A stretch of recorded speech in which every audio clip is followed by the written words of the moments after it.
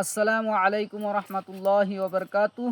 প্রিয় দর্শক ভাইরা, আজকে আমি ইমানে মুফাসসালের মানা বলে দেব। আমরা সবাই মুখস্থ করবো ইনশাআল্লাহ।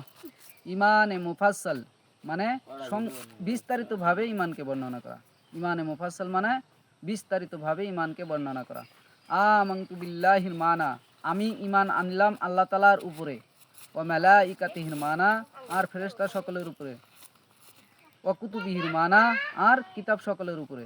ওয়া রুসুলিহির মানা, আর আল্লাহ তাআলার সমস্ত রসুল সকলের উপরে। ওয়াল ইয়াউমিল আখিরির মানা, আর আখিরাতের দিনের উপরে।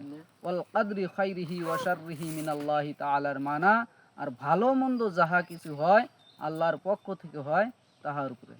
ওয়াল বা'সি বা'দাল মাউত, আর মরার পরে জিন্দা হব তাহার উপরে। ইনশাআল্লাহ আমরা এই কলেমাটা খুব ভালোভাবে মুখস্থ করে নেব ইনশাআল্লাহ।